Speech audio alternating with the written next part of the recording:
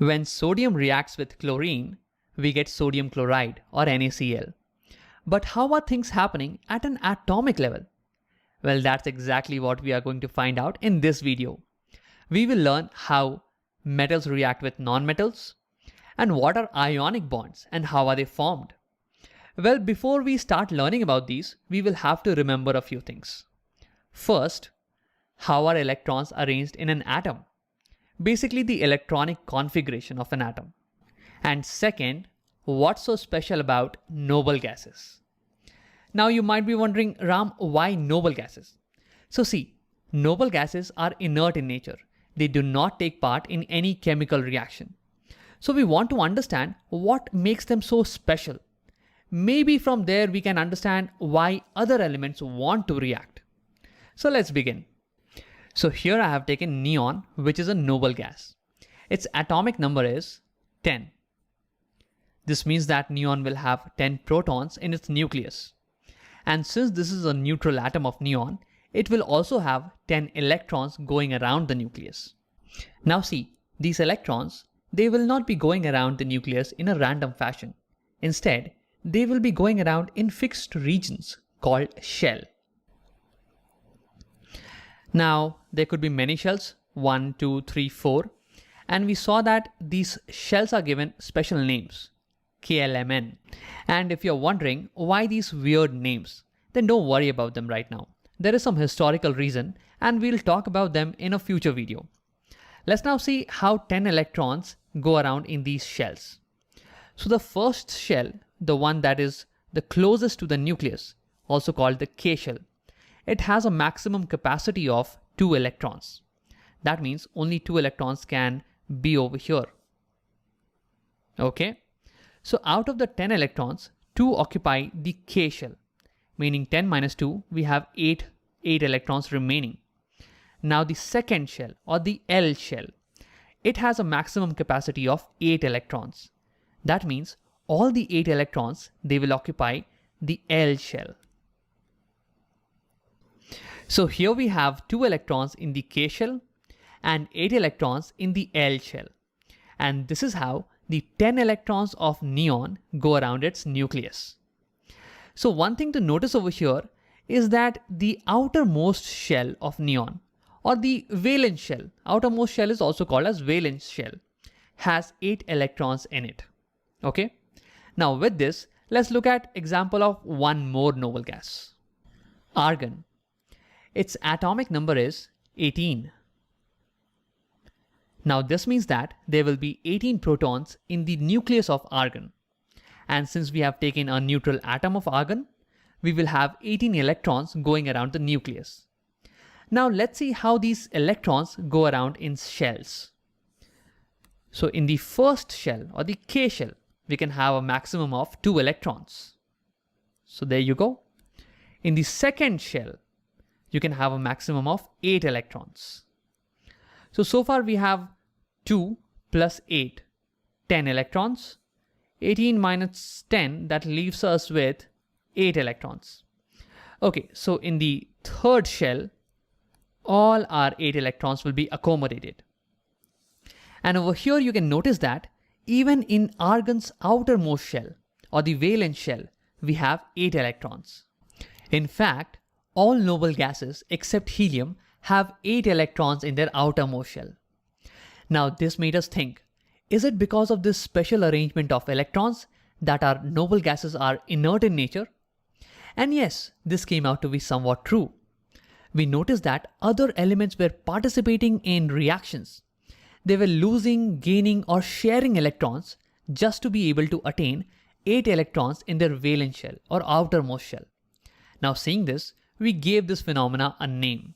We call this octet rule. Now this states that generally elements will participate in reaction to attain 8 valence electrons. Now let's look at some examples of this.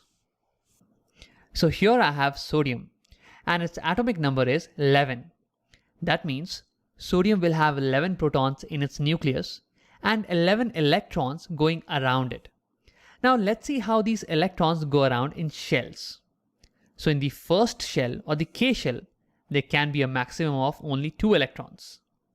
Now in the next shell, we can have maximum of 8 electrons.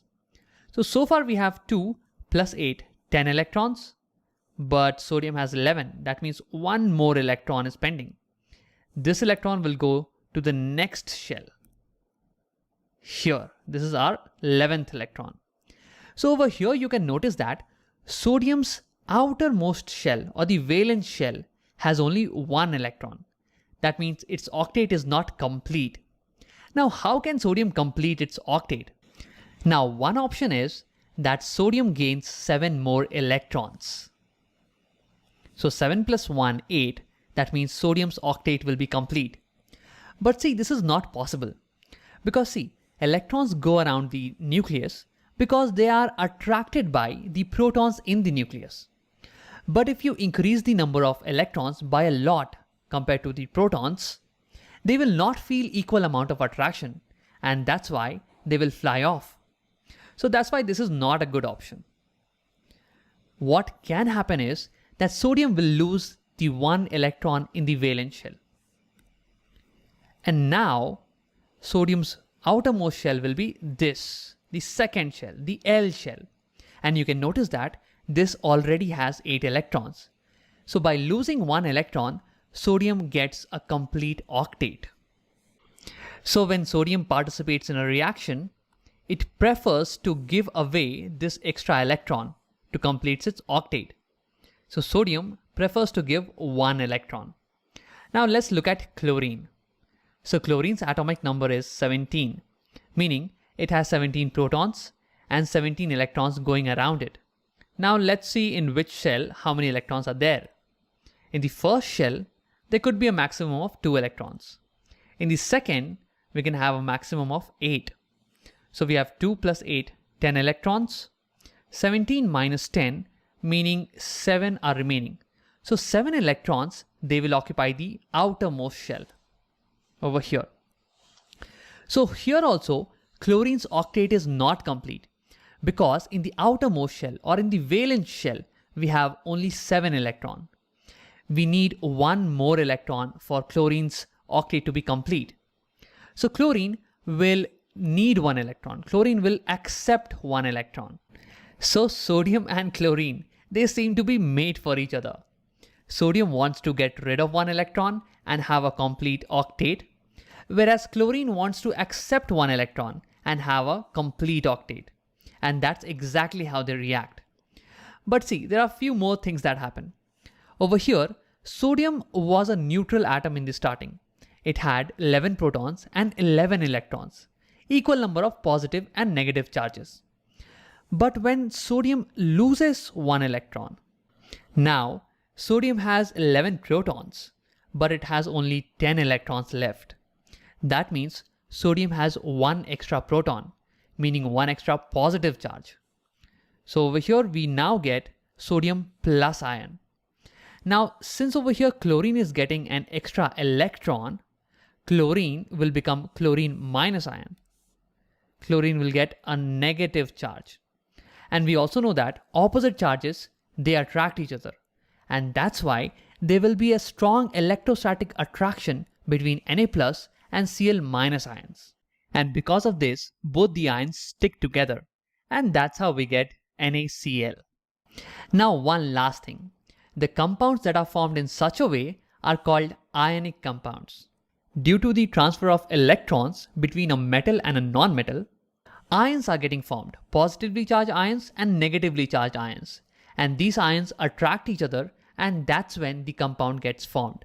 So that's why these compounds are called ionic compounds. Now let's summarize the video. In this video, we saw that elements react to get a complete octet, meaning 8 electrons in their outermost shell, in their valence shell. Now when metals and nonmetals react by transferring electron, one will lose electron and get positive charge. The other that gains electron will get negative charge. Now these oppositely charged ions, they will attract each other, and the compound that gets formed is called an ionic compound.